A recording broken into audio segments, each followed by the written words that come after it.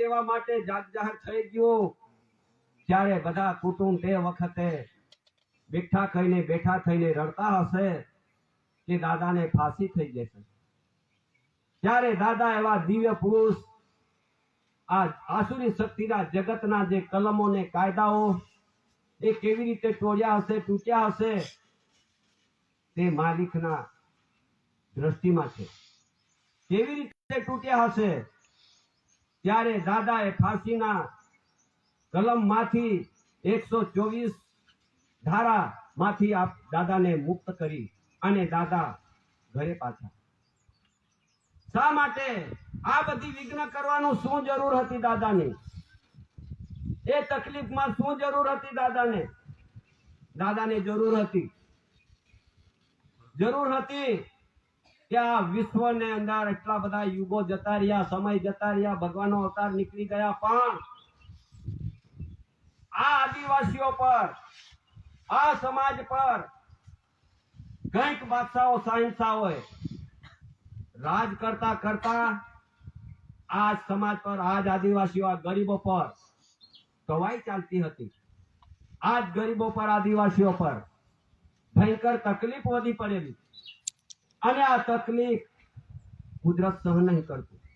ત્યારે કુદરત સર્જનાર પિતા બાપ આ ધરતી પર એવા દિવ્ય પુરુષને મોકલી આપે છે.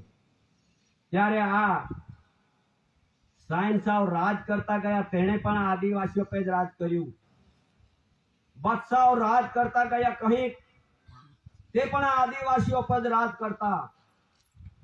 અને 700 રજવાડાઓ આ ધરતી પર સત્તા પોતાના ખુમારીથી સત્તા બી બજાવીને બેઠા હશે, તે પણ આ સમાજ પર, આદિવાસીઓ પર રાજ કરતા.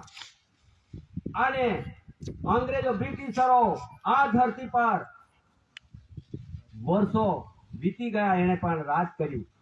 એ જ આદિવાસીઓ પર, આ સમાજ પર ગુલામીમાં રીબાવતા આ સમાજ પર, આદિવાસીઓ પર રાજ કરતા કરતા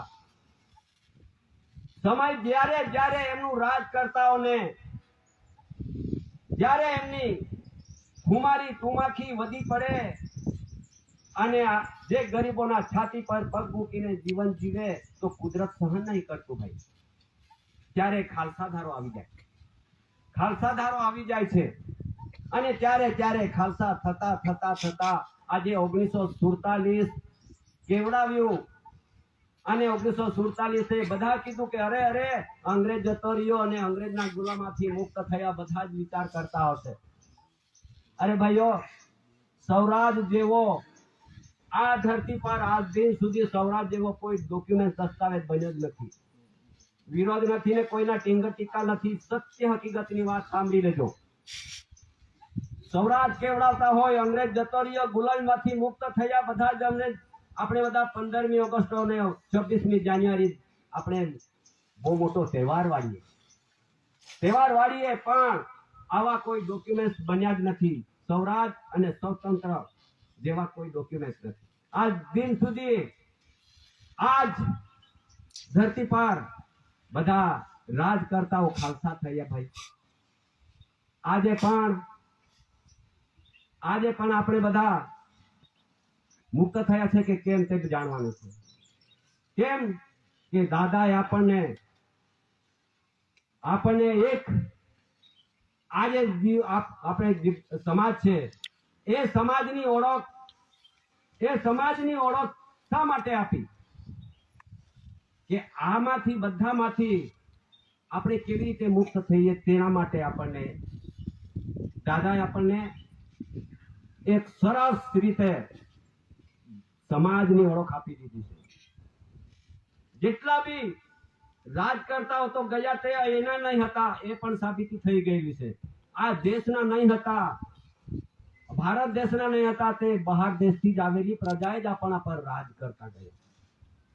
આજે હવે બધી દુનિયા કહે છે કે આજે 1950 થી 51 થી ઇલેક્શન શરૂ થયું એટલે કે આપણને લોકશાહી મળી.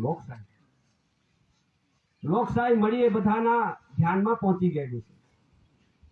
પણ લોકશાહી જેવો કોઈ ડોક્યુમેન્ટ બન્યો નથી, એવા કોઈ દસ્તાવેજ જ નથી કે આ દેશ લોકશાહી બન્યો છે.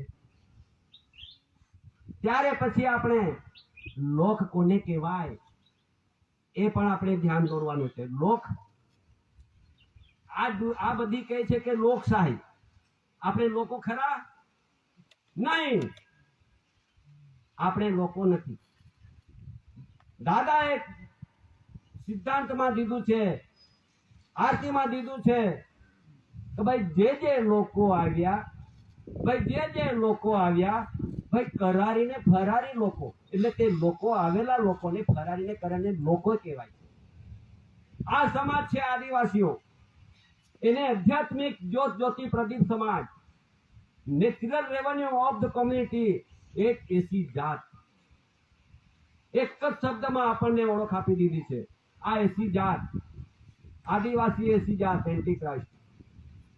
એટલે આને આ ધરતી પર કોઈ આ ઈસવીસન ખ્રિસ્ત પહેલાના કોઈ કલંડરી પ્રજા જ ન હતી, દેશ વિદેશી આવ્યા જ ન હતા. એમના પહેલા રહેનારી એન્ટી ક્રાઇસ્ટ, ઈસવીસન ખ્રિસ્ત પહેલાના એ સમાજને એસી તરીકે ઓળખ આપેલી છે દાદા.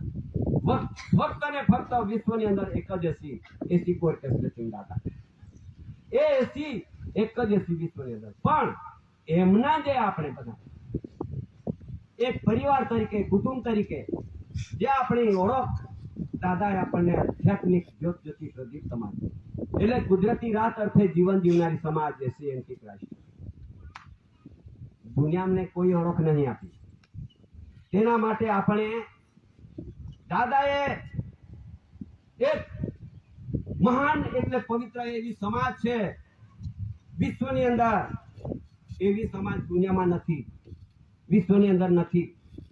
કેમ કે આ જ ધરતી, આ ભારત ભૂમિ પર રહેનારી સમાજ કેવી હોય દુનિયા જાણે છે, વિશ્વ જાણે છે કે આ ભૂમિને સુવર્ણ એટલે કે સોના જેવી ધરતી, સુવર્ણ ભૂમિને ખોદવા માટે એવા દેશ વિદેશથી લોકો આ ધરતી પર કોઈ હવાઈ માર્ગે આવી જાય, જહાજ માર્ગે આવી જાય, ભૂમિ માર્ગે આવી જાય, એવા બધા આવીને લોકો આપણા જે આધ્યાત્મિક એટલે કુદરતી રાહે જીવન જીવનારી સમાજ, એવી અભાણ અને અજ્ઞાન અને ભોલા અને દયાળુ અને મયાળુ સમાજ આ ધરતી પર જે લોકો આપણા સમાજને ઘેરો મારી દીધેલો, ઘેરો મારીને પછી આપણને કવર કરી દીધેલા કબજામાં.